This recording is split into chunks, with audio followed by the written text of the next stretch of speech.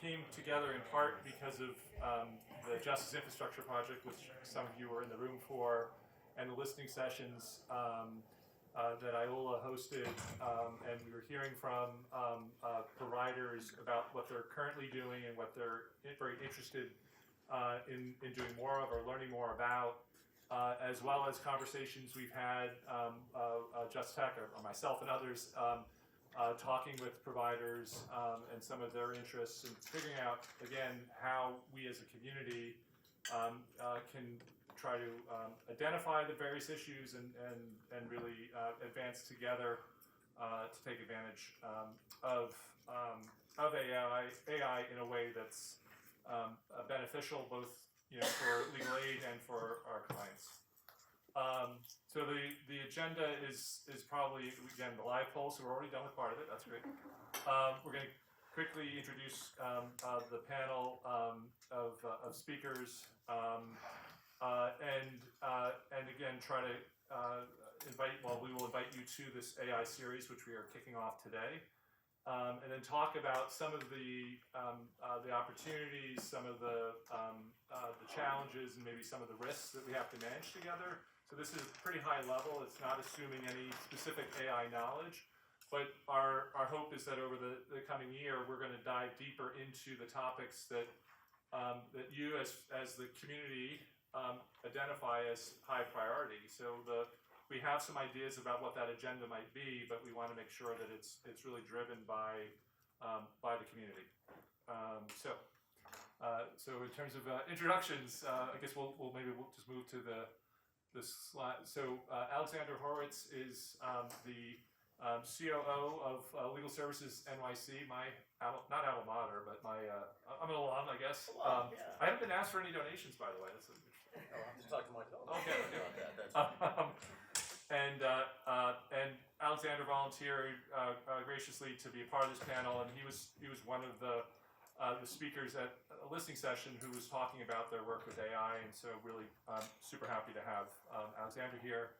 And then Randall Jeffrey was kind enough to reach out to me, I don't know, 4 or 5 months ago, and share some of the work that he's been doing at NILAG, and some of what he's looking for, sort of broader interest in and support and maybe collaborative efforts around AI. And I told him this is again something that's fairly new to all of us, and certainly there's sort of opportunities like with so many other technologies, although AI may be a little bit different than a lot of them, to figure out new ways to collaborate. So thank you, Randall, for again putting that bug in my bonnet. I don't know. Thank you for being here. And then Satish Nori, who is also a former colleague at Legal Services NYC before he went on to do a lot of other wonderful work, has been and continues to be a real innovator, somebody who always pushes and sometimes caused extra work for us in the technology team at Legal Services NYC, but pushes the boundaries of the practice in really practical ways that help advocates. And so Satish is really bringing that advocates on the ground perspective, and thank you for agreeing to be part of this panel. And then Ellen Samuel, who's Just Tech's Director of Consulting, and has had the perspective of listening to and working with many providers both in New York and around the country with respect to a lot of their different legal related tech projects, tech-related legal projects, I should say. Really, and has a particular interest around privacy and security, and AI. I guess can give her some sleepless nights every so often. So Ellen's going to try to bring both the perspective of her work with providers through Just Tech, as well as her outside studies and interest in privacy and security. So that's the panel. So Iola again has graciously, I think, because they were responsibly agreed to help sponsor work for Just Tech to coordinate this workshop series over the coming year. So if you're interested, you think you might be interested, to sign up, and you'll be invited. And again, we're going to be soliciting your thoughts and questions so that we really tailor this workshop series as we go. And again, I think if you have other colleagues in your offices who you think would be interested, might benefit from, or really also would contribute back to this work, we'd really appreciate your sharing the link as well. Okay, so this slide, I was smiling at during the IOLA session that immediately preceded this one. There was some feedback about AI and balancing sort of the human element with the machine, and how critical humans are, the legal aid advocates and staff are to actually solving some of these problems, and court staff and judges and all the human beings. And this was something that that the panel in our preparations was really sort of interested in. And so I guess I wanted to ask Alexander, who was probably the first person to sort of vocalize this, to start us off with some of his thoughts about sort of the risk, but really the potential about keeping humans in the human element in legal aid, or enhancing it. Yeah, thanks, John. And thanks, everybody, for joining us today. This is an exciting conversation. It's one that we have internally a lot at LISNY and with our partner organizations as well about the direction of AI in our work. I come at this from a little bit of a different angle because my background is homeless services, reentry, criminal justice reform, before I got into civil legal services. So I'm very much a human services person. And that's the context through which I view sort of new and emerging technologies and new tools. From that perspective, AI presents a lot of challenges and difficulties when we think about front-facing tools for clients. From my perspective, the interaction between one person helping another in human services is really inextricable from our mission, and anything that gets between those two people, to me, is detrimental to that mission. At the same time, while that perspective kind of prevents me from going all in on the idea of some of the things that are in the ether right now around chatbots and assisting people with canned responses and that kind of stuff, I do firmly believe that we can harness this kind of technology to support our advocates on the interior of organizations and help our advocates, our attorneys, our paras, our administrative and operations staff work faster, more efficiently, and more accurately. And that does support our mission, and it does support our clients. So I see a division there. I see a lot of potential there. But for me, the heart of our work is the human part of human services. And so that's sort of the perspective that I come at this with. Yeah, I'd like to jump off from where Alexander left off, which is, this is really about the mission. We are all here because we want to help people. And unfortunately, we're failing to help all the people who seek our help.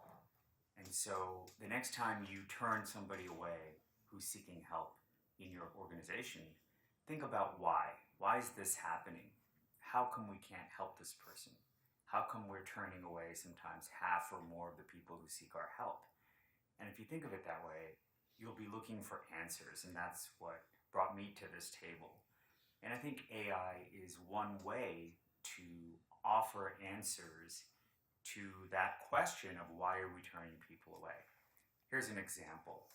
When we operate a hotline or an intake, we often deal with repetitive questions that have very basic answers. For example, where's the courthouse? What are the hours of the courthouse? What form do I need to file to ask for more time in an eviction case? Or how do I get my heat back on? What's the process? Our staff were answering these types of questions over and over again. And the result of that is they're not able to spend the time with the human beings who have the questions that only we can answer.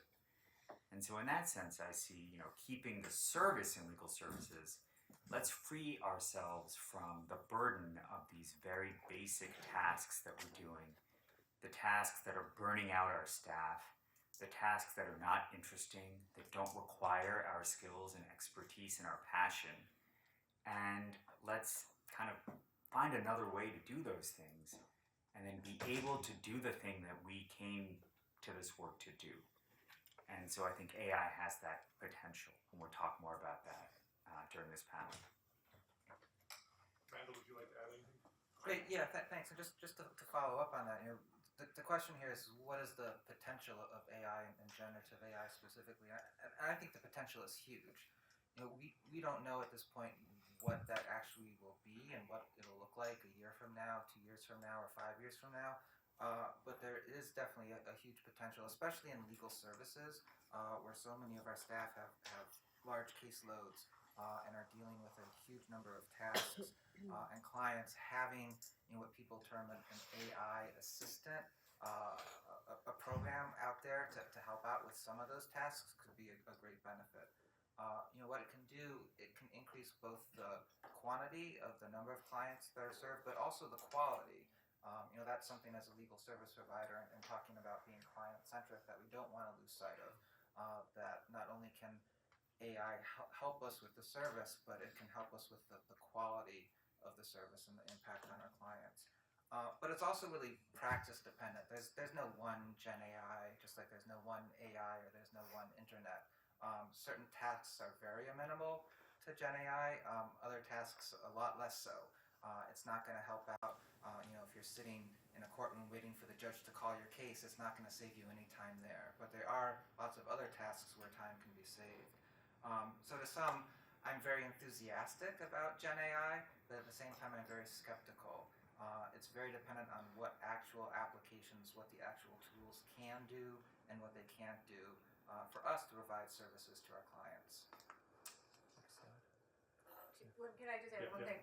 Having worked in intake and starting off in housing court and doing domestic violence work, I also know that can be really emotionally exhausting for the advocate, right?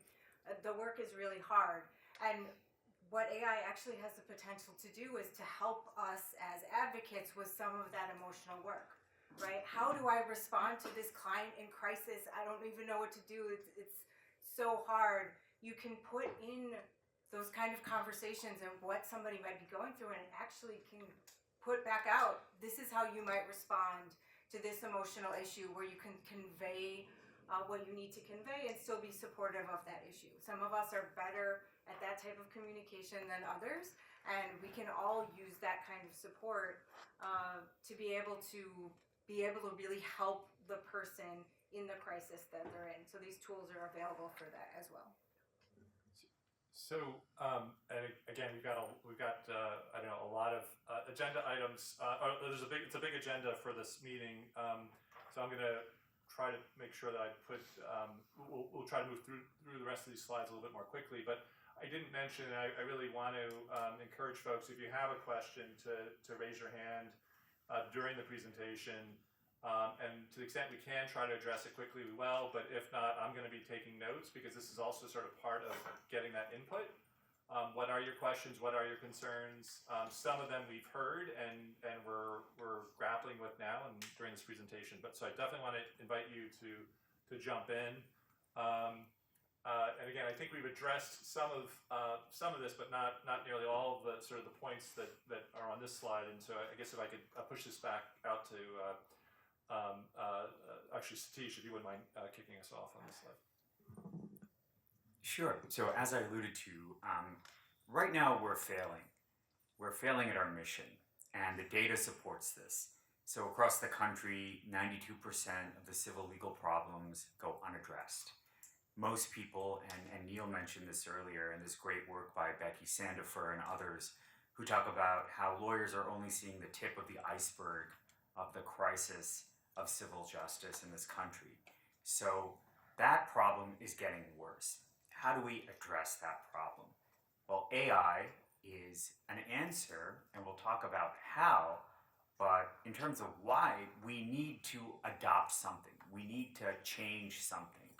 We really haven't done anything new in decades. You know, the hotline is a relatively new invention for many of our programs, and that came out during the Cold War.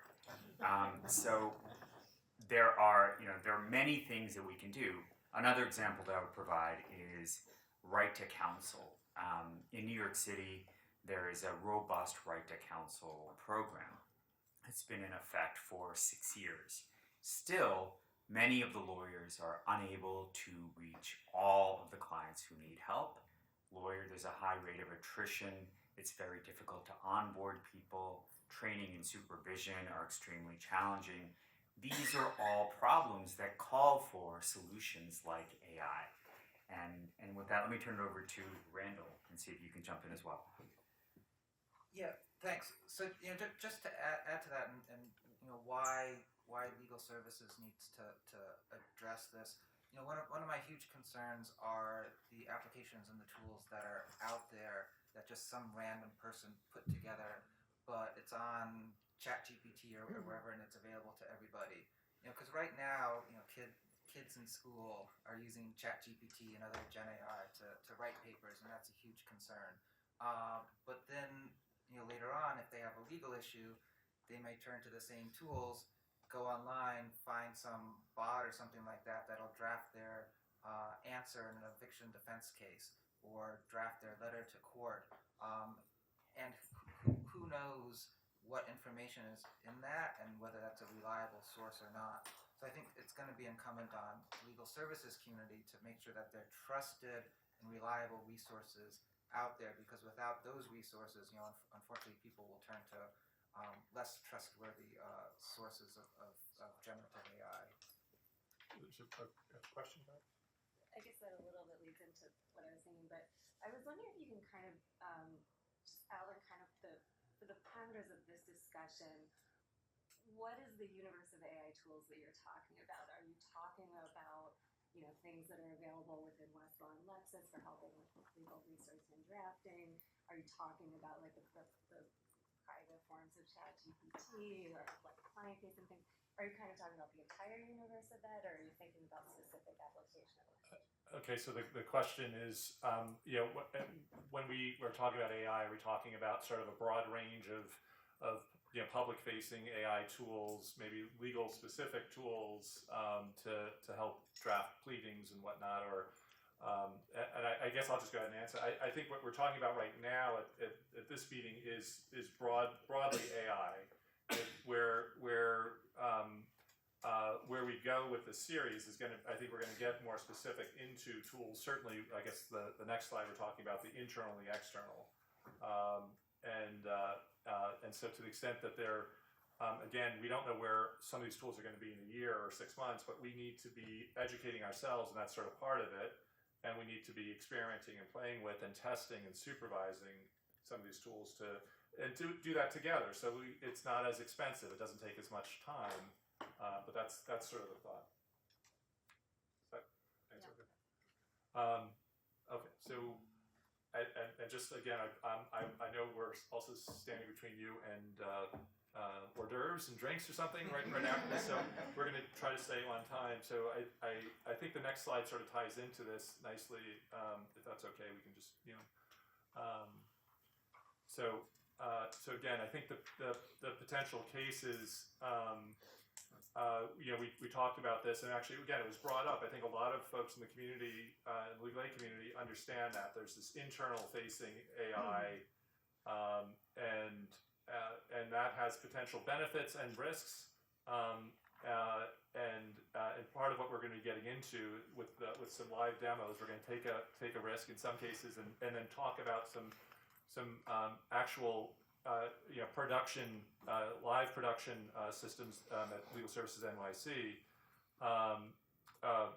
But that external facing AI use is something I think that we all agree needs to be done in a very thoughtful way with extensive testing, supervision, But that doesn't mean that we don't do it. And in part, as Randall was just saying, others are doing it, right? And more people will be doing it. And so part of it is we want to make sure what's out there is of good quality. It's not going to make our clients worse off.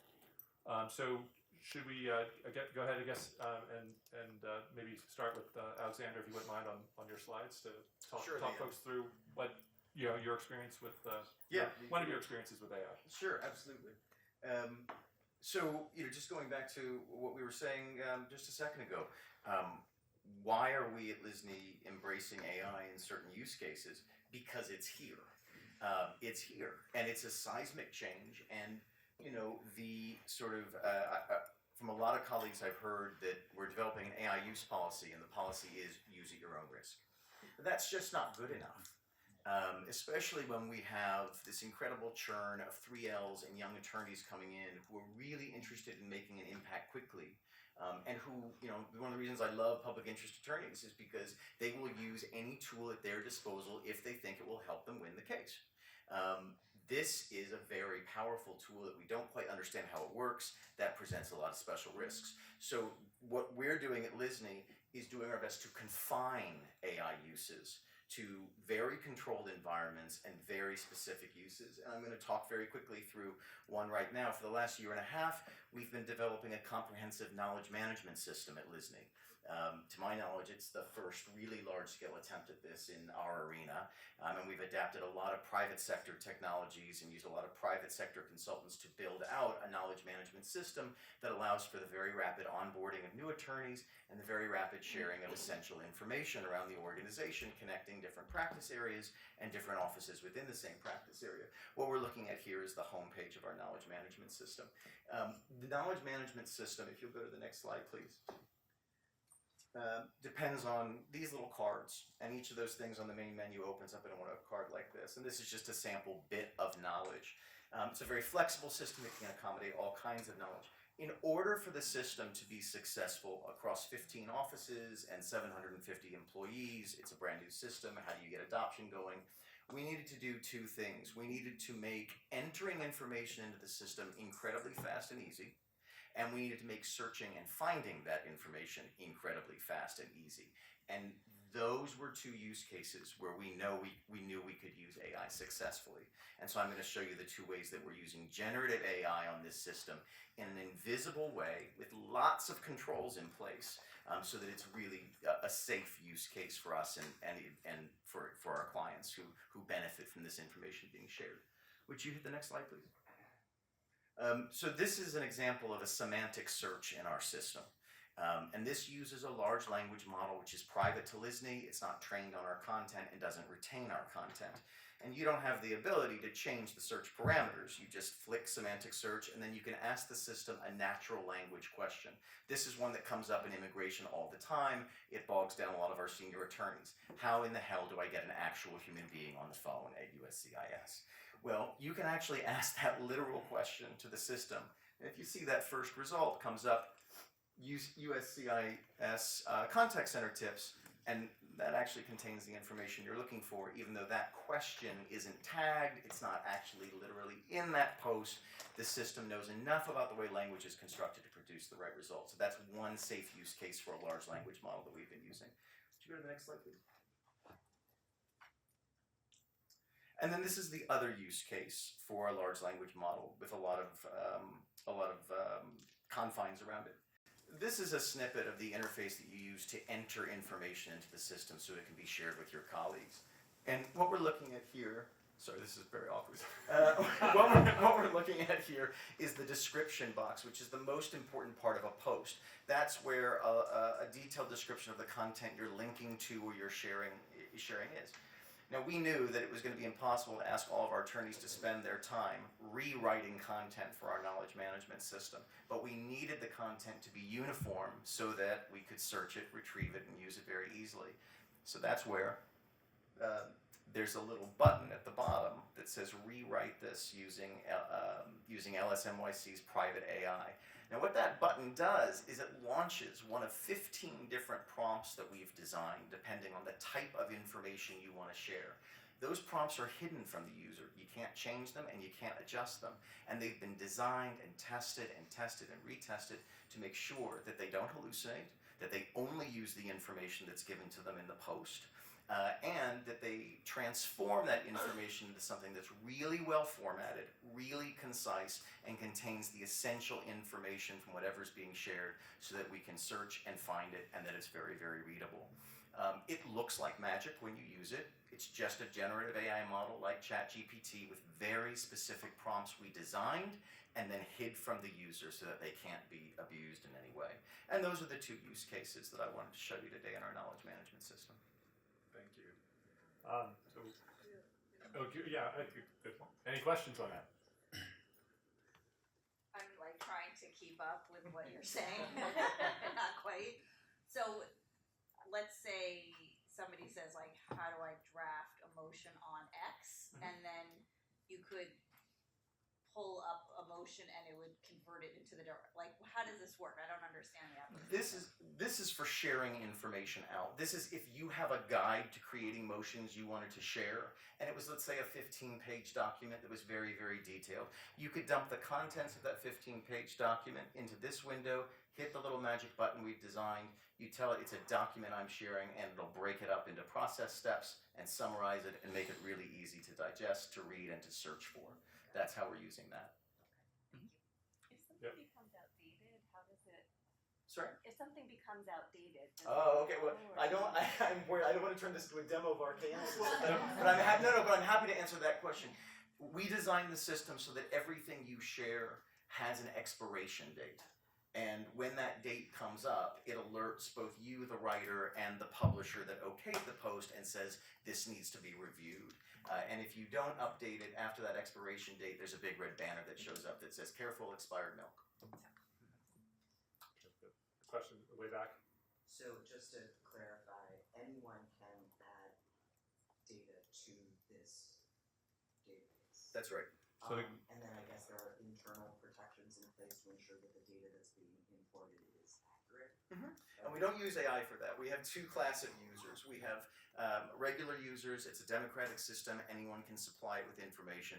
And then we have subject matter experts for each of our knowledge hubs, our practice areas, who are responsible for vetting those posts and then okaying them. So they aren't posted publicly until they're vetted? That's right. Okay. And then do you have, something like this, I imagine takes a fair amount of time. How much staffing resources do you use? Can we repeat the question just because we're recording it too? Absolutely. The question was about it sounds like a very time-consuming process to vet all this content.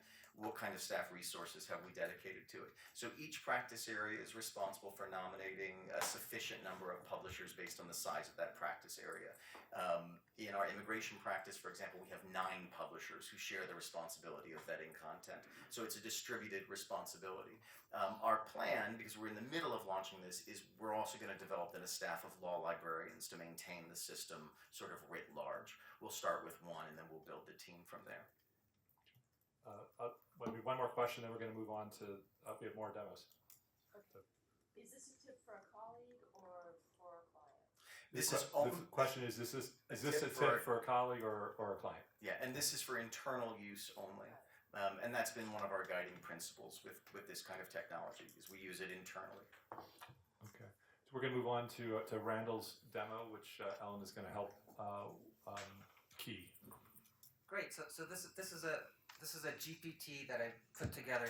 It's very simple. Basically, what I uploaded to After 6 years of programming classes that you took, and I had no idea I could do this until I saw that other people had done it when I was reading about Gen AI. But I think one thing, one takeaway is I encourage anyone who's not done it to just use these tools and to see what they can do and can't do. Because that's what I did here. I uploaded the New York Rules of Professional Conduct and the comments to create this GPT, which I called New York Rules of Professional Conduct Helper. I called it Helper, not Advisor. This is only internal. I had access to it until about a week ago. Then I shared a link. Only people with the link have access to it. But if I just clicked another box, anybody in the world could have access to it. and I'm not sure whether that would have violated the rules because I would have been assisting in the unauthorized practice of law. But that's not something I've explored yet. That's why I'm not sharing it out to everybody. But I think for the demo, we're going to see if somebody has a question that they want to ask about the New York Rules of Professional Conduct, some sort of ethical issue, and we can see what response comes back. And we'll repeat the question.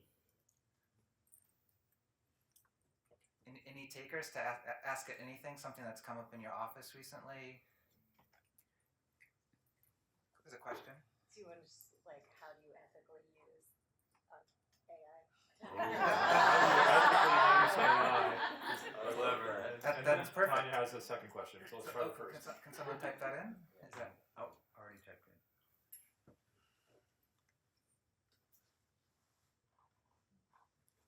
Maybe we should read that off because Yes. the text is a little So small. I will summarize. So it says that the ethical use of AI as a lawyer falls under several principles from the rules of professional conduct, mostly about confidentiality, competence, and supervision over non-lawyer assistants.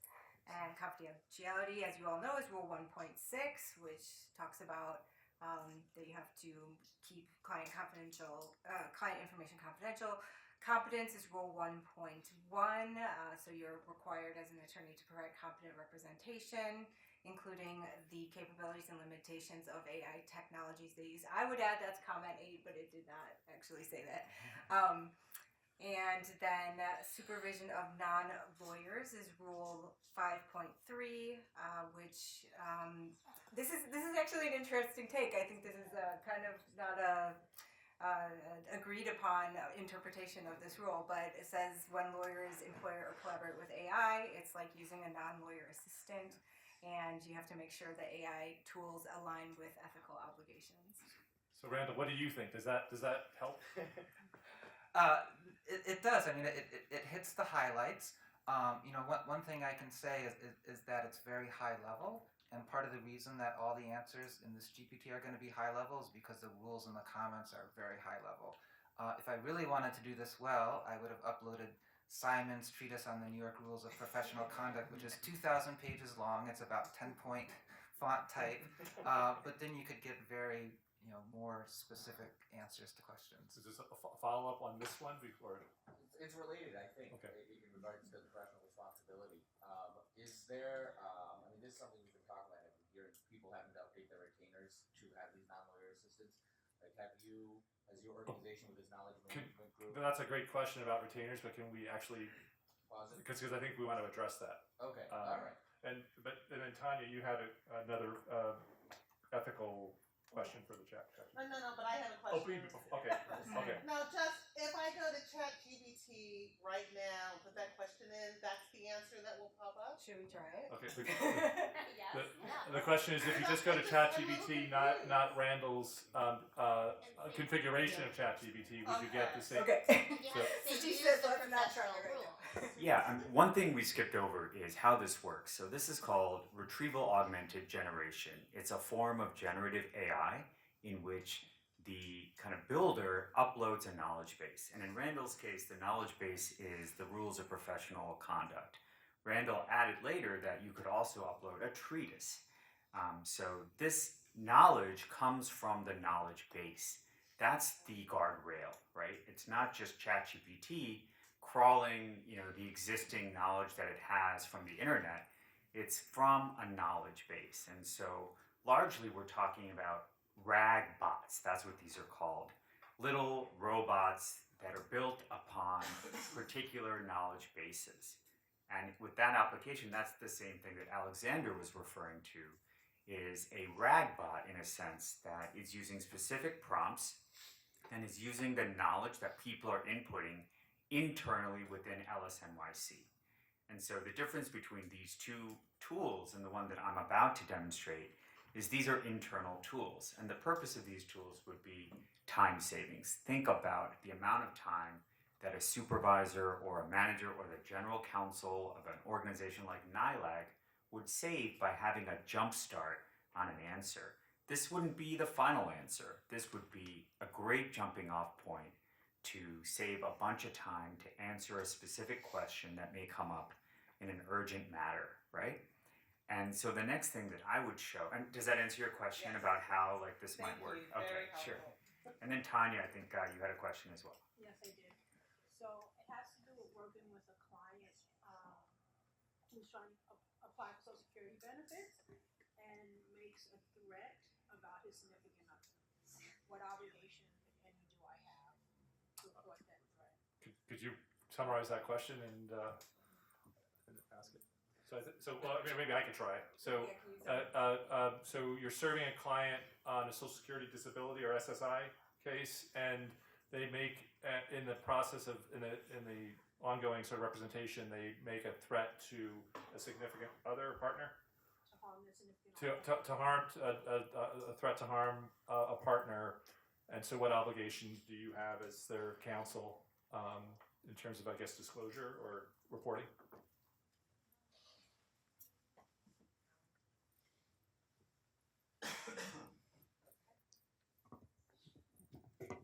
So it's saying that you need to balance your duty of confidentiality with your need to prevent harm under Rule 1.6b, which talks about lawyers' duty to disclose confidential information if they believe it is reasonably necessary to prevent reasonably certain death or substantial bodily harm. And then it kind of has an if statement, so it sounds like it needs some more facts, and then some things to consider: reasonable belief, extent of disclosure, client counseling, and then has a conclusion. What do you think, Randall? How to do? I actually did better than I thought it was going to do, because it got in the concept that under New York rules that disclosure is permissible but not required. In some other jurisdictions, disclosure might be required under the circumstances, but not in New York. And so that's part of the reason why it's important for this GPT to be focusing on the New York rules as opposed to rules in general. But again, I think it lays out good what I would consider background information about the issue. I think it can be very helpful for sort of providing the context, if not the expertise in the issue. So this is an actual case that we dealt with at my office, and you gave me an answer much quicker than it took for us to do the research. Took a lot of time, especially with the newer attorney, to kind of parcel through all the stuff that was going on, especially with a client who had some mental health issues as well. So this was pretty much the answer that we ended up with at the end, and gave us guidance on how to proceed from there. So Tanya was just sharing, again for the recording, that this was sort of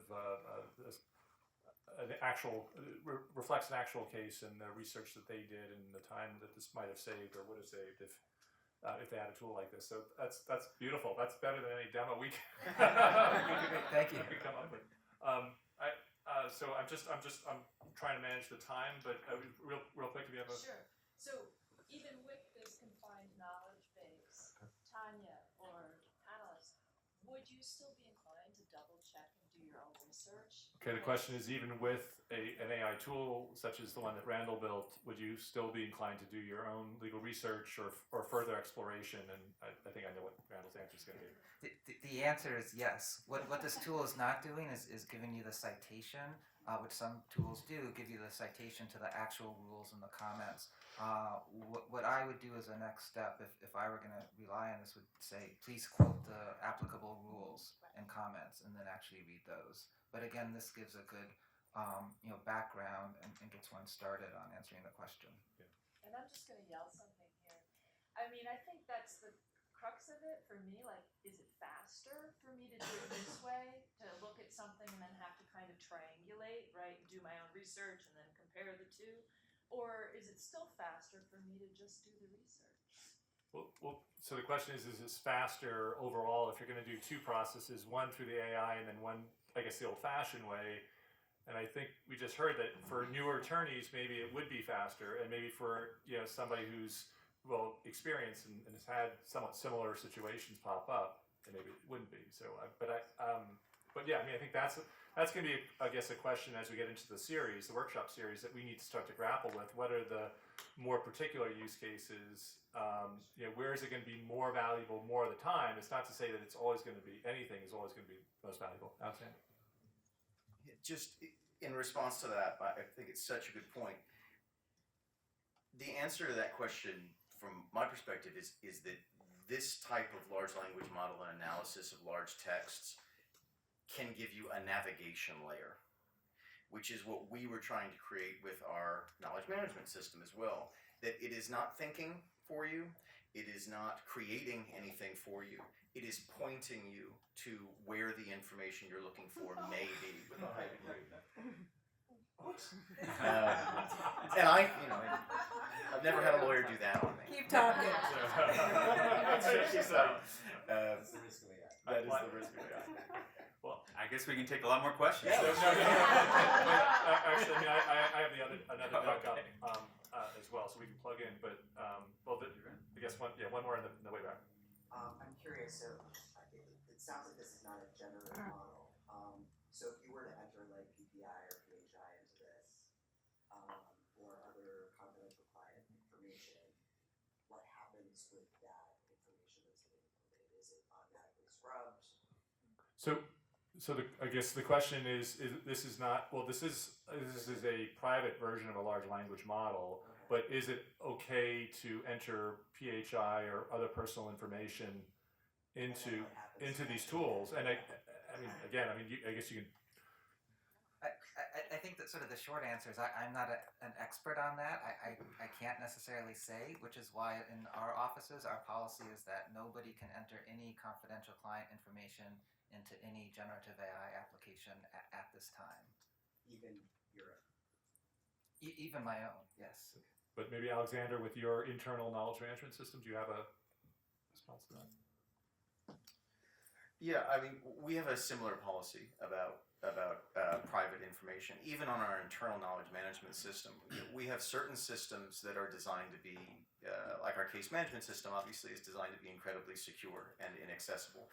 We built our knowledge management system under the same security infrastructure. So in order to get into our knowledge management system, you have to travel through the same series of gates that you have to get into our case management system. So we still ask people not to include any identifying information, any P&C information, but if they were to, we have the safeguards in place to protect that information on those internal tools. So the policy says no, the system can still handle it, and I like that kind of redundancy from an operations place. So we're going to move on to the next demo from Satish. Thank you. Okay, I'll take it. Okay, so we talked about internal systems. This is an experiment in creating an external system. So this is a GPT, which is a RAG bot, like I described earlier. And so I uploaded a bunch of Know Your Rights materials from various organizations that are available on the internet. I fed it to the bot, and I created this GPT, which again is only privately available. So let's try a live demo. They say never do a live demo, but we have already done one. Guardrails are off. So Guardrails are off. do you want to ask for questions? Yeah, for any scenarios? questions about New York City tenants? Yeah, sir. This is a question I'd like to ask the chatbot. Yeah. My landlord said I illegally have another person living in my apartment and wants to evict me. How do I stay in my house? Okay, so the question is, my landlord can't type when I'm Has another person living. My landlord says I have another person living in my I cannot apartment. type. And I'm sorry. Illegally. Illegally, and they need How to do I- vacate, or that My landlord says I have another person living illegally in my apartment. How do I make sure I don't get evicted? How do I make sure I don't get evicted? This is from years of listening to people and interviewing them and then typing at the same time. So here's what it says. If your landlord's accusing you of having an unauthorized occupant in your apartment and you're concerned about eviction, it's important to understand your rights and the steps you can take to protect yourself. Here's how you can approach the situation. Number one, check your lease, and a couple of bullet points on that. Number two, understanding the laws about additional occupants. Mentions the roommate law in New York City, which is a big one. So I'm glad it got to that point. And third, gather documentation, prove the person is a guest, communicate with your landlord, know the eviction process, get legal assistance, and so on. So again, it's a really good jumping off point. This in particular highlights the distinction between information and advice, which can be a whole other training on the unauthorized practice of law. But just as an example, imagine if your organization at some point in the future has a public-facing bot that can help people answer questions like this, or any particular question on a particular subject matter. How much time would you save? And then how would you use that time? Would you help more people? Hopefully, yes. Now let me try something else. Let's say translate this answer into Spanish.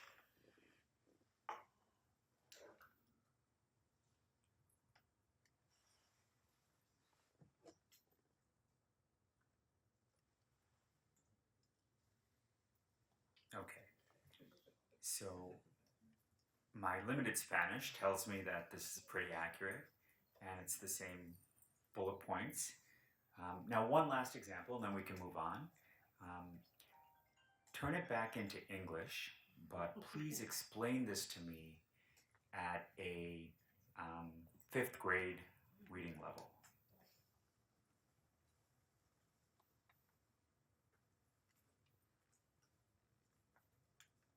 And it does not care about That's true. Typos don't matter because the Gen AI is kind of figuring out what you're trying to say. Anyone who's awaiting Apple Intelligence, it's going to work the same way on your iPhone at some point. Okay, so it's yeah, it can stop. You can stop that, and let's see if it.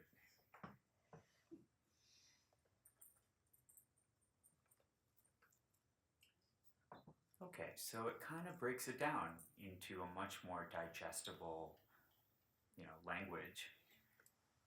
And so, just as an example, this is the type of stuff that you can do, and just imagine a future in which something like this might live on your website, or even as a co-pilot for your frontline staff who might not know every issue that might come up during an intake or a phone call. How powerful would that be, and how much time would that save? And then the resource calculation is just another advantage to this. What does this cost? Alexander talked about, the new type of job which may exist in our organizations, which is to manage and feed these bots and maintain the knowledge bases. And those jobs result in, 100x, 1000x outcome because you're fixing kind of the diet of the bot, which then goes out to every member of LSNYC or NILAG or Legal Aid or whatever your organization is. Can I just give a brief response to this? Yeah. What the output was. First of all, it's far better than I expected. Okay. But, I wasn't sure what you were going to say. but it also validates one of my very serious concerns, which is it doesn't in any way mention the issue of subsidized housing. It doesn't ask about it. It doesn't assess it. So if we have somebody who's in any kind of subsidized housing, they're gonna have a real problem with this answer, and it's actually gonna put them in trouble because they're gonna say, "Oh, I have this right. I have that right." It's true they have that right, but they also have to let a third party know, or they're gonna lose their subsidy. Right. And so this is sort of really gets to my concern, which is I understand it's not legal advice. I understand we know people need attorneys, but we're putting out something that's saying that it's information, and it is information, but it's also not doing the level of inquiry that somebody on the phone is going to do. Let me just capture that again. Try to capture that. So part of it is that the response is maybe better than we might have thought, but it's not prompting for questions like, is this subsidized housing or rent stabilized in some fact, like other regulated housing, and more broadly, I think that the comment is that, how do we make sure that we're not maybe losing sort of sight of the bigger picture, or maybe deeper the depth, the breadth and depth of the inquiry and analysis and information sharing.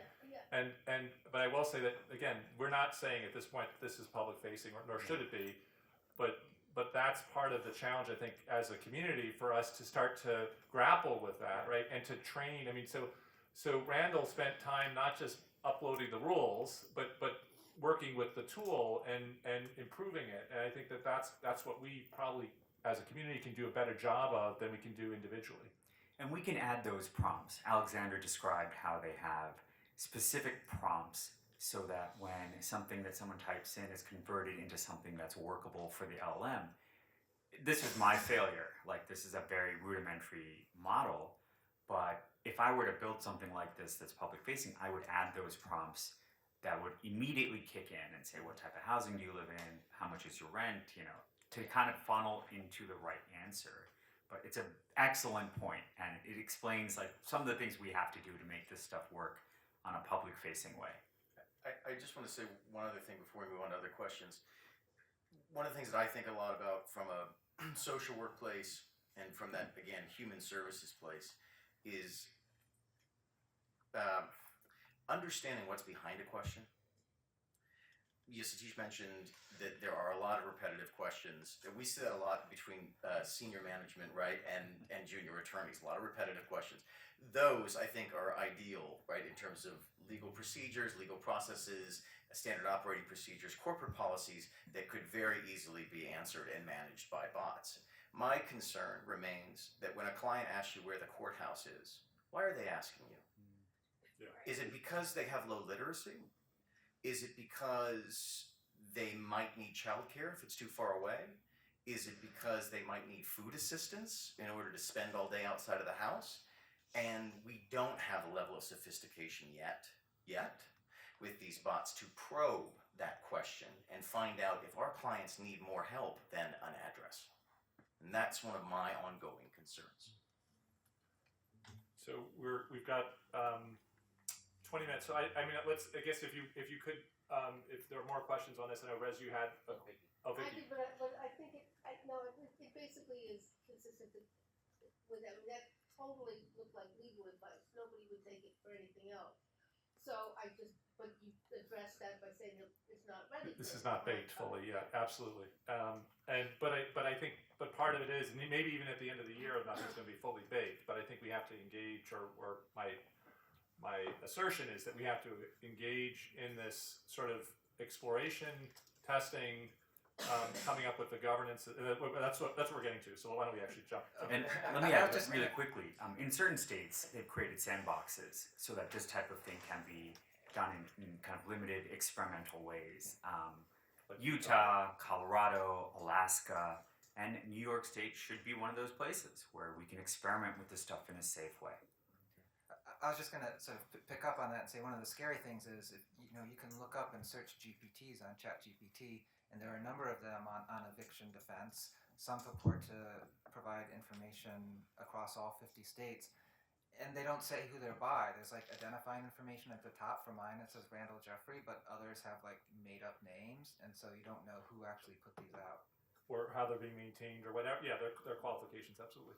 So, so I think we're at slide. Yeah. So implementing. So this is again one of the sort of topics that very broad. We're not getting into all of this, but we really felt like sort of the approach to implementation of AI, somewhat unlike other technologies or other changes, but there are some similarities. And Randall, if you wouldn't mind leading us in this slide. Great, and I'll try to be quick. I'll just talk a little bit about what we did at my organization at NILAG. Basically by the summer of last year, we realized that generative AI is something that we needed to confront and address. So we surveyed all of our staff on both their usage or non-uses of Gen AI, as well as what they thought it would be useful for. In addition, what they were concerned about. And folks, today have hit a lot of the concerns, and there are a lot more out there as well. And then based on that, we put together a working group and drafted up a policy, vetted it. We actually worked a little bit with outside counsel, pro bono, on it as well to fine-tune it and put the policy out. I referred to an aspect of it previously, which said that staff cannot input confidential client information into any product at this time. And also, at this time, staff cannot use Gen AI for legal work product, including doing legal research, but that's something that might change. Westlaw now has Ask Westlaw Practical AI, which sort of comes at least with the subscription that we have to Westlaw, and you can get Gen AI responses to legal questions through that. So we're going to modify our policy to take that into account and have guardrails in place in terms of the usage of that. But I think everybody's getting used to using Gen AI because you do a Google search now. I think they're still experimenting with it, but sometimes what comes up is a Gen AI answer. And so that's really going to be the wave of the future when everyone's doing queries or legal research, whether it be online or through Westlaw, is that the initial response, sort of the high-level response, is going to come out as a Gen AI response. And because something that Gen AI is really good at is language. As you can see from the answers here, they're written extremely well, which is great, but also can give one a false sense of security that the content is correct. Mm-hmm. There might not necessarily be a great correlation between how well it's written and the substance of the content. Alexander, would you add, because again, you had a pretty in-depth process to start building support for just your knowledge management alone. Yeah, sure. And also, actually, if you wouldn't mind, I don't know if you wanted to talk about some of your thinking or work around the HR elements. I mean, I think you maybe... Yeah, absolutely. I couldn't agree more with what Randall has to say, and I think it's it's incumbent on us to, even if we can't understand exactly how these systems work, to understand the nature of how they work. And this is a poor analogy, but one that we use at LISNY to confine our thinking around these things and make sure we're proceeding safely. I mean, I think of large language models and generative AI as being a word calculator. A calculator, if you handed a graphing calculator to someone in 1750, they would think it was thinking. It would be absolutely miraculous the way it was able to transform one set of numbers into another set of numbers given certain conditions. These large language models are predicting what language comes next based on input language, transforming one set of words into another set of words. And you do get the lying poet from time to time, where you have beautifully, eloquently crafted language that is completely wrong. And so, just like I wouldn't ask a calculator to do my taxes, I would use a calculator to help me do my taxes. That is how we like to think of generative AI. Do not let it do the writing for you. It can help you do your writing. It can help you find the information that you want to find.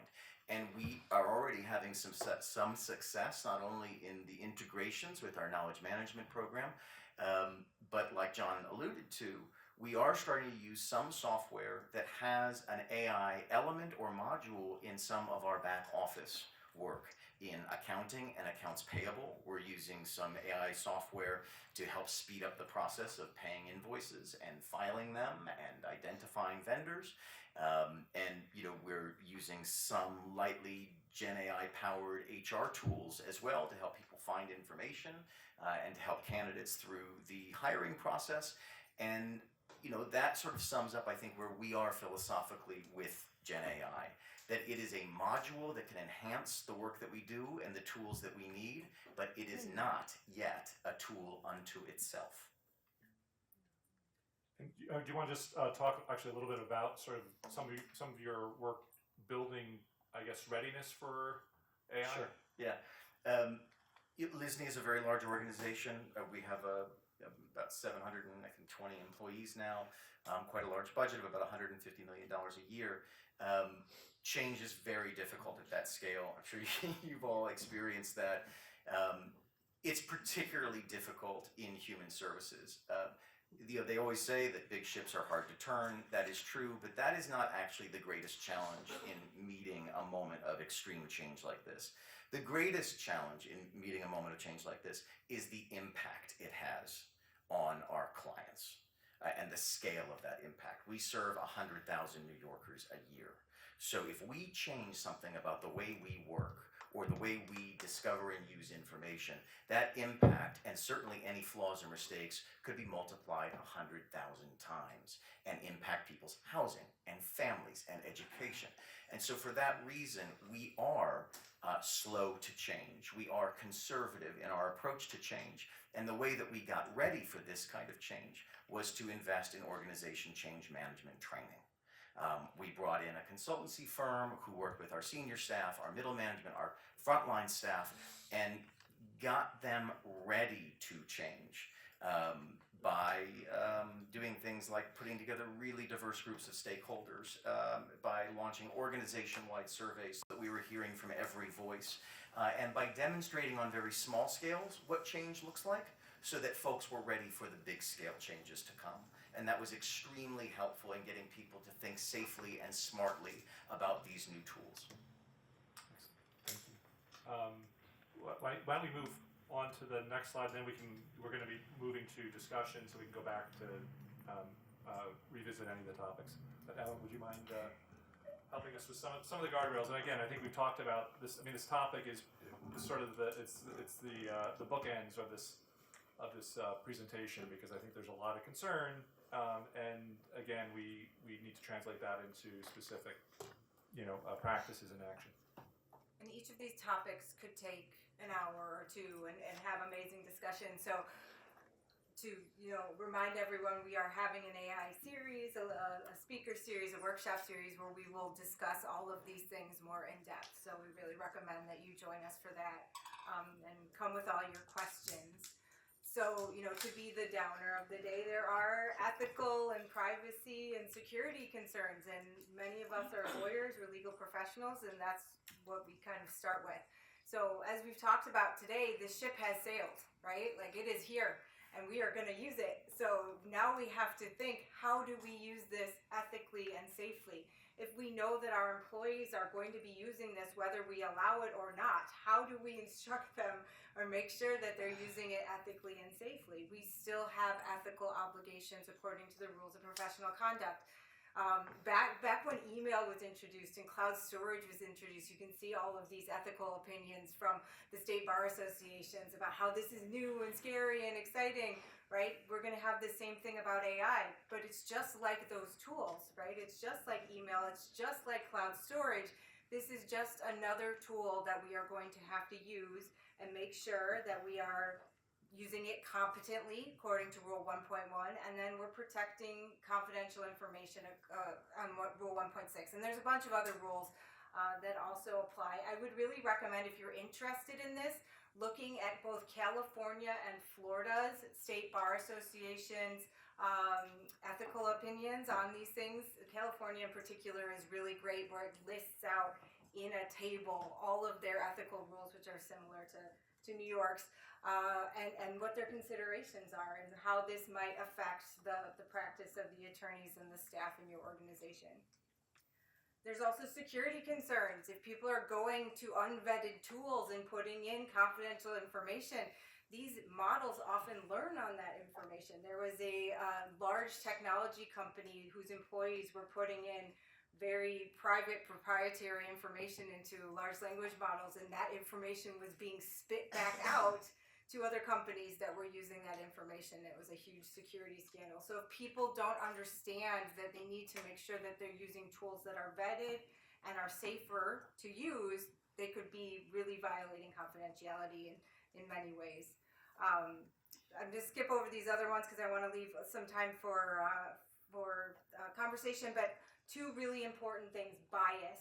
These models are all biased in very particular ways, and we need to be aware of that so that we can make sure that we are reviewing the responses and seeing them from the lens of how the information, what information these models were trained on, right?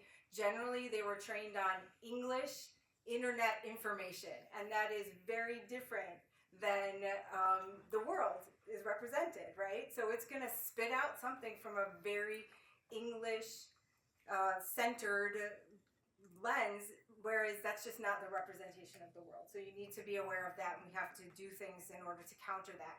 And then the models are imperfect. So I think we've all heard about attorneys who just put in, have ChatGPT write them a brief or a memo or something, and it comes out with these amazing case citations that 100% support whatever the legal argument is, and it is making stuff up, right? But Really, the citations look perfect. they look perfect, right?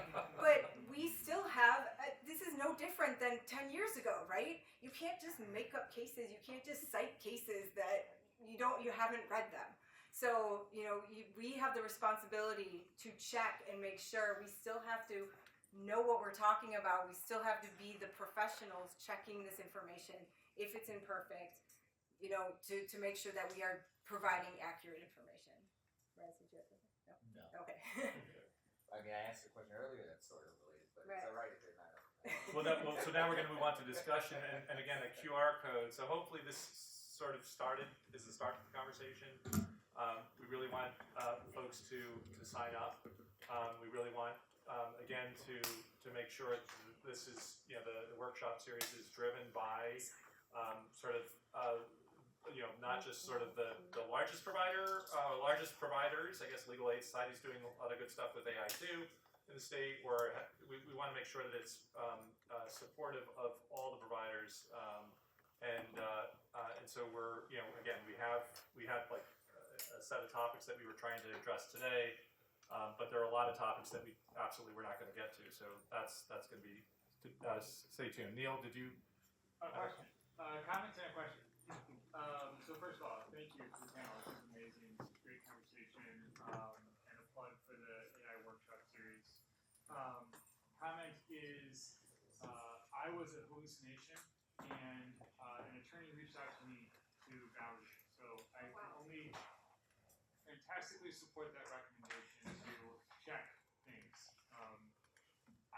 I was a subject of a hallucination that reached out to me to verify a piece of information that an AI had offered that included my name and some research I never did. And so, yes, please check. But two, if we go back to the prior slide for a second, my question for the panel is,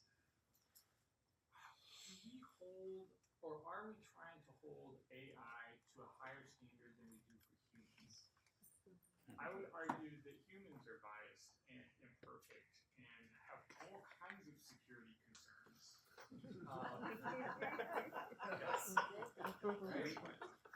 And yeah, so many conversations I hear were like, we need to make sure that AI is perfect. I think humans aren't, like, we're relying on the humans right now. All kinds of mistakes are made every day. How do you reconcile that? Yeah, so the first comment is that Neil Steinkamp said he was a hallucination. Somebody used AI and they called to check, and that's a great practice. The second part is, what's the benchmark for AI? What are we comparing it to? And in my work, I've done some work with a nonprofit in New York that answers questions for tenants by phone. And we studied how much the human beings who answer the phone get it wrong. And they got it wrong 30% of the time sometimes, depending on who it is. This is also a job that has a high rate of attrition. These are people who are being trained on the job to answer these questions. And in contrast, the AI model that we built using a RAG bot got it right 90% of the time, 85 to 90% of the time. And yet we keep hearing, well, that's unacceptable, right? It got it wrong 10% of the time. This is not ready. But the benchmark should be like, what's the status quo? What kind of answers are people getting in the status quo? And if we look at it that way, I think we'll go a lot further in helping more people. But if we kind of act out of fear, the best example I give is like if we use fear and kind of ignorance as a standard, I don't know how the internet works, but I use it every day. I don't even know how plumbing works, to be honest. And so it's not really like the standard of kind of reluctance and kind of dragging your feet when something new comes along. It should be like, how can this help? And what is the benchmark for that kind of analysis? I was just going to sort of throw out maybe something a little contrary to that with the idea of self-driving cars in mind, right? Because that's an issue there. And I'm pretty sure people are looking at self-driving cars and trying to hold them to a higher standard because people make, unfortunately involved in so many accidents. But if a self-driving car has like 1 or 2 accidents, it's a big fail for it. These are serious legal problems that people are experiencing. So we understand that humans and our staff can be fallible, but that's a very important question: is what standard will we hold Gen AI to when it comes time to make it outward facing and available to people who can't otherwise have a lawyer to assist them? Yeah. Also, when your plumbing doesn't work. You can smell it, right? But you can't smell this when it doesn't work. And the only other thing I would say about it, the reason that we should hold our tools to higher standards than we hold ourselves, is well, now I've lost my train of thought. No, humans can take responsibility for their mistakes, and they can often go back and fix their mistakes. Once they've learned that there's a mistake, they can intervene because they're not confined to a box or a screen. There is no way for Gen I to take responsibility for a mistake, and that's another reason why I think we should hold it to a higher standard. I found my train of thought after all. The second row, sorry. Hi, my name is Prima. I'm the new DEI manager at Law New York, and the bias is definitely a focus for me. And I'm actually interested in how AI can help our human biases, because I know that Microsoft has a tool that you can turn on to kind of check language, and it'll highlight it for you. I've seen an app that you can download on your computer as an extension that would do the same, and then also offer you alternatives to different languages and things of that sort. Even specifically to the communities that we serve, language is ever changing and there's best practices. But what are y'all seeing kind of behind the scenes for like the coding and things of that sort to kind of support, you know, the AI producing things that are inclusive language and, you know, equitable thinking and things of that sort? So I love that you're turning it on its head. So there's bias in AI, but what can AI do to help improve our own bias? Yes. And reduce our own bias. So I want to understand, you know, how can we make this work for us, Yeah. and especially with my line of work. So is there anything that y'all are seeing, especially the ones who are like behind the scenes, you know, putting in the different codings and things of that sort? There's really basic ways that Gen AI works. You can actually say exactly what you want it to do. Like, don't be biased. Don't make up a case. Don't, you know, whatever it is. And it's amazing how simple the prompts can be to get to your result. So that's all I'll say on that. Vicky? When you're talking about internally, I'm recalling Westlaw to get back to the office and getting signed up. Internally, I think there's no question. Externally, I'm very, very concerned when the human element is lost, not for emotional reasons, not for vague, but because specifically people do not know how to respond to those prompts because they don't often know they often do not understand their own situation. And a conversation with a human can sometimes make a difference. For example, you say, okay, what about subsidized housing? Well, if I'm talking to somebody and they're telling me, well, I don't know what kind, I'm trying to figure out in Section 8, and then they mention they're HIV positive. Well, maybe you're in HOPWA housing. That's a good housing opportunity for people there. That's a completely different set of regs. Maybe I'm talking to somebody and I'm noticing something and I'm thinking, maybe this person is in psychiatric housing. Maybe I should explore with them that. So there's an element where a human interact for legal advice, and that is legal advice. I think there has to be a human interaction so that you can understand your client's situations. Prompts assume that they understand their situation. They may not be may well not be sitting at your desk if they understood their situation. That's why they're there. So I don't think it's externally. I understand what you're saying completely. We're overwhelmed with calls for advice and counsel that make it difficult for us to get into court. We're going to court, but then we're not answering the advice and counsel. These are all very real, but at a minimum, I would suggest structuring the answers so that they don't sound like legal advice, so that they really sound like legal information. This is how it often works. You know, if you are not in something like that maybe doesn't use the word you and doesn't answer a question about the person. And just clearly lets the person know this is not advice about your situation. I don't know anything about your situation. So again, the first comment in terms of the internal use, you see that the value could be there pretty readily. Externally, again, I think it's sort of, there's some resonance here about like sort of the breadth and depth of your understanding of where that person is who's sitting across from you or on the other end of that phone line, to make sure that you understand, like they're you know, we had, you know, the great plenary session this morning, you know, and we're talking about the trauma-informed interviews, right? Like having that extra intelligence that you develop. Maybe it's not your staff on their first day in the office, but maybe on their 5th year in the office, they are going to be still so much better than an AI bot is going to be.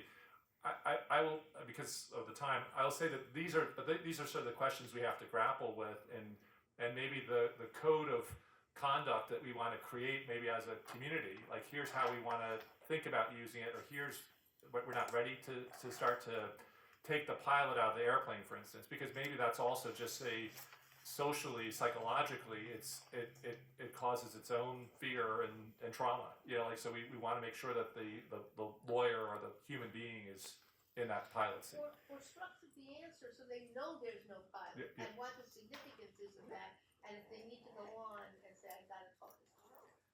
So I was just going to go back to something I said at the beginning, that I'm very enthusiastic, but I'm also very skeptical. So a year or two from now, we could find out that this product, this tool, this application works great. It works 99% of the time. Or maybe it works 85% of the time and it's not so good. And maybe it can get better, maybe it can't get better.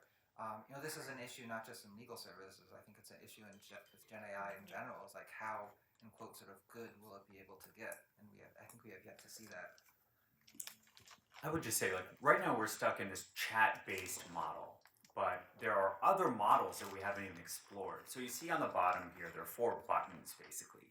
Imagine an interface that's just all buttons, so you're really just guiding people.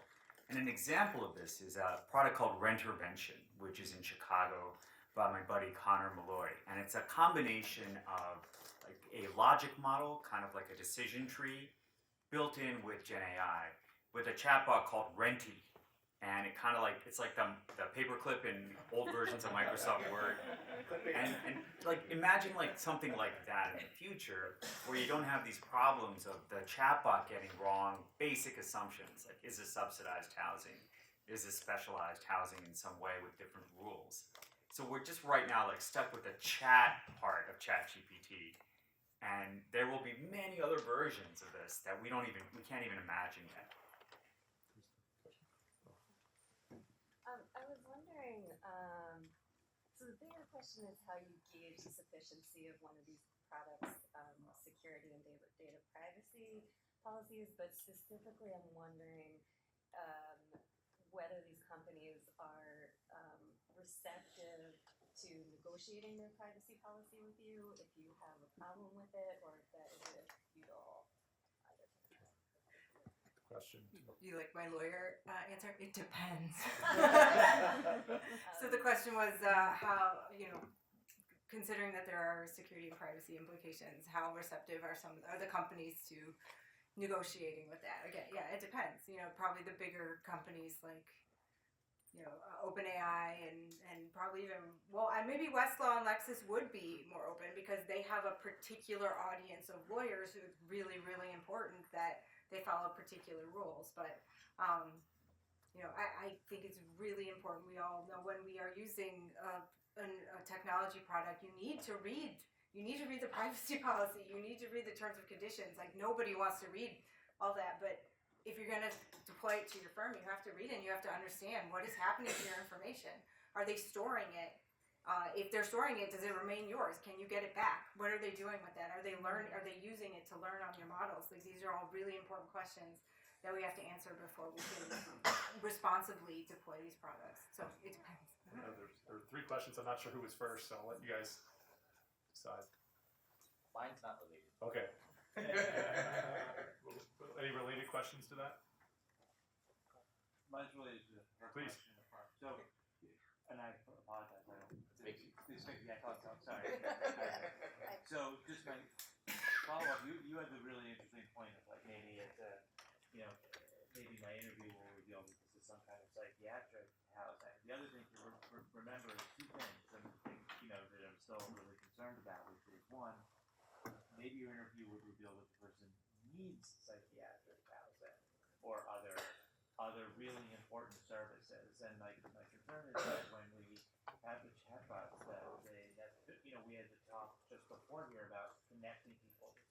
And I think if we're, I think there's a real risk that that this can have a, somewhat, a negative impact on that ability to connect people to services. And it may also, how do we, my other question would, again, because it's saying here's the answer, but it's not really assessing the surrounding conditions. Maybe it can be designed to do that, but I remain concerned. Yeah, so I mean, it's interesting. I guess the assessing, of where a person is, whether it's phone or chat based, that your point was that it's not just determining sort of more of what their circumstances are, but what their needs might be, right? But one of the things that for years now, a lot of call centers, hotlines, the Cold War relics.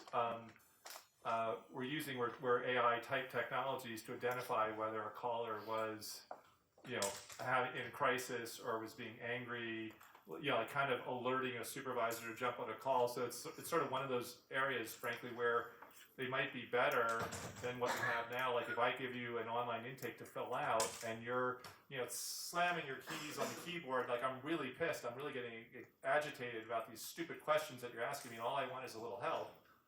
Versus if I could just sort of tell you what's going on, the same version of online intake, but with Gen AI, and that it could maybe pick up on. So it could be an improvement. It could pick up on people's emotional state and say, you know what, I think we want to call you back tomorrow when we're back in the office and have a human talk to you because it seems like this is not the right tool for you right now.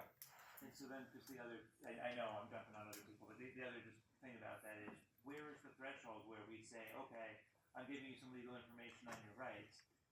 Where is the threshold? How do we set it for when that person needs an attorney for full scope representation, more than just advice and counsel? And the chatbot kind of, there's a real moral hazard there in, saying it's triaging and assessing this for us, whereas every organization has a different threshold at this point for when we're going to get the lawyer up. It has to, frankly, about our capacity. But it's a moving threshold. It's a very delicate line, and I think we just need to think about that as we're using this. I think you still have to treat it as a legal assistant at this point, or a paralegal, or it's helping. But the supervisors will still have to review and make sure that things are going the right place, right? Like you're still following the rules of your organization. I'm talking about when you have members of the public asking a question. Right. My landlord says X, and they're getting an answer. Does that end in inquiry too soon for somebody who needed more involved human connection services? Is sort of what Right. It depends on who's making the tool. And again, I think this is part of the conversation that we need to delve into, right? And build those guardrails and help and pilot, the sandbox. Like we may want to try some of this out, right? And then like review the answers that the chatbot would have given and decide whether this was good or not, and before we turn it on or before we turn away from it. And remember the spaghetti and meatball slide, right? That's what's in the status quo. I'm not happy with the spaghetti and meatballs either. That's from a different train. Rez, did you? I had just a question about earlier you were talking about training the AIs. All the AIs need to be trained. I was wondering about long term. I mean, I've been hearing a lot about people using things without permission and all of that. I'm wondering, what sources of information are we going to need to train these things, and should we be working on making sure those are free for our uses and like creating the laws around that and advocating for that type of AI advocacy versus worrying about whether we need to make sure that the information they're being trained on is free and accessible to us, so that's not an added cost then onto our services, right? So the question is, I guess, or the comment really is sort of what can we do to make sure that we can affordably, I guess, sort of continue to train AI for public interest legal aid purposes. I mean, what's interesting is that all these large companies are training their AIs and now are being sued for scraping data that really wasn't theirs to use. I just wanted to kind of make a comment. When I think about, someone mentioned, college students using AI. My daughter is currently in college where some professors are encouraging it. And some professors are like, absolutely not, we're going to run a dual system and you'll get an F on that. I think as, an important part of this conversation is accessibility. when I think about, our younger generation and their social discomfort and, potentially immaturity with interacting, I'm sorry. Okay, I'm speaking specifically to, let me kind of back up. The younger generation is more comfortable with texting, okay? We can find data to support that, things of that sort. I'm seeing with my daughters and friends even having difficulty calling and talking to a customer service professional. So, I think it's important for us to think about, the different tools that they are using and comfortable with, and how we can create different options for them to interact with us initially, possibly, before they can get to that comfort level of a human, which may be a chatbot initially, because they may be going to ChatGPT anyway, right? So providing a tool that is going to give them accurate and relevant information opposed to, the inaccurate information that they may be pulling outside, because they're going to go to these comfort areas first before they get up on the phone and try to, talk with you. I'm in tons of parent groups where they're trying to advocate for their children and emailing the teachers because the students just haven't learned those tools. So when I think about just this conversation and accessibility, how are we thinking about the younger generation and making sure that they have tools that are accessible to where they are to interact with us also? I'm not sure I can fully. I won't It be able. wasn't a question. I know. I mean, yeah, it's summarizing up, but I think sort of the generational sort of considerations for sure, and sort of the modalities. How are we going to access younger generations, and I'd say older generations too? And like, do we have enough telephone access? Right, like that's what we're talking about. That I was in part talking about. Yeah, but so being really mindful of that, that it's not a one size fits all or one modality fits all. Yeah, just jumping on that same thought. I mean, I work in Sullivan County, which is very rural, lack of access to internet. We have courts who don't even have internet access. So, I think we really have to be aware of either advocating for resources to be in these communities, provide resources for the individuals in these communities, whether it be through trucks that maybe kind of go out into communities that don't have bus services or whatever, but we need to think beyond just the AI, and if we're going to be using that, or society is going for that, how can we, as legal services providers, assist those who may be being left behind? So I guess the comment is, for building all these great tools, but that last mile, is there's no connection between that tool and communities because they don't have cell service or they can't afford the minutes or the data. We're building more inequity into the delivery of legal services. I would look up Frontline Justice in Alaska. They're kind of trying to tackle that exact problem.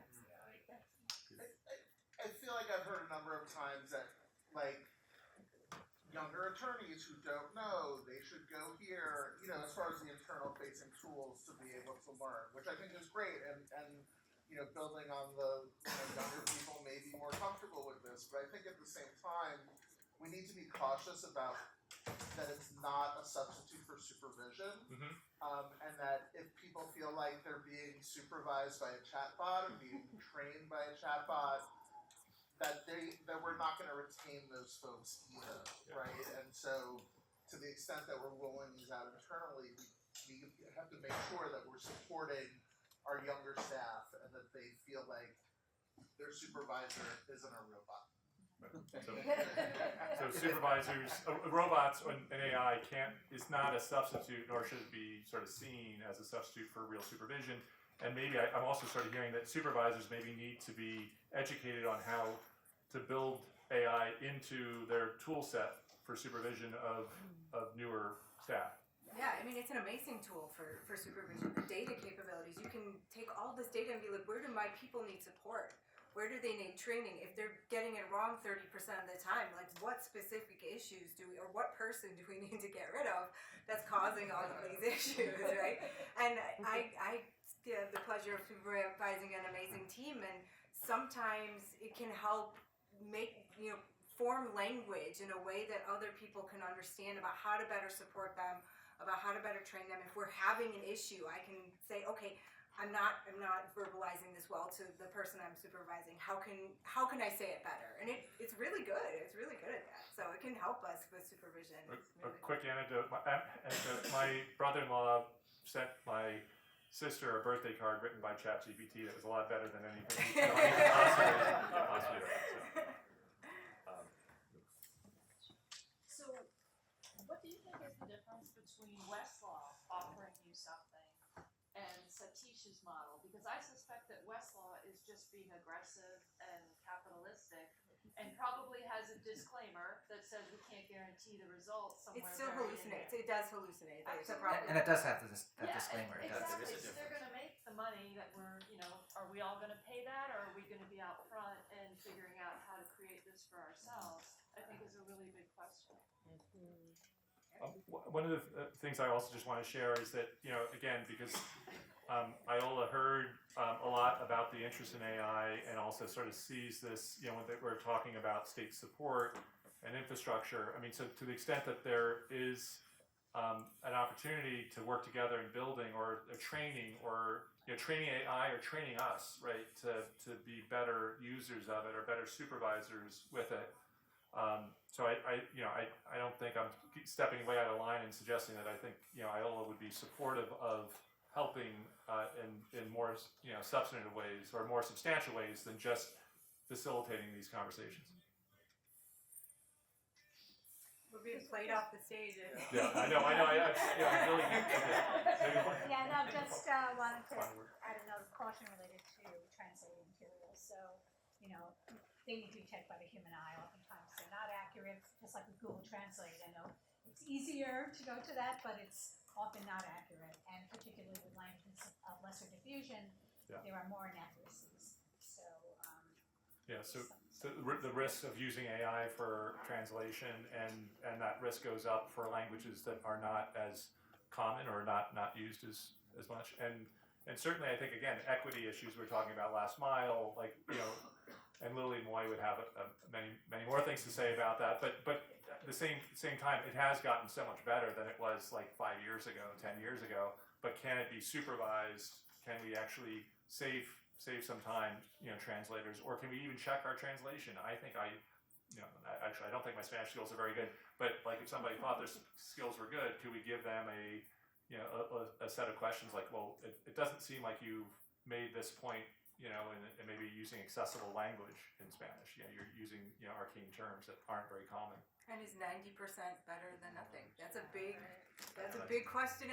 I know that people are on both sides of that issue. It's a big point of debate, right? The better than nothing question is one of those things that we have to face in human services all the time. Right. And figuring out where that line is, that is our duty. And it changes. Yeah. Well, I mean, I would love to keep going, but I appreciate everybody staying so late. Thank you. Thank you so much. Please join us for our series.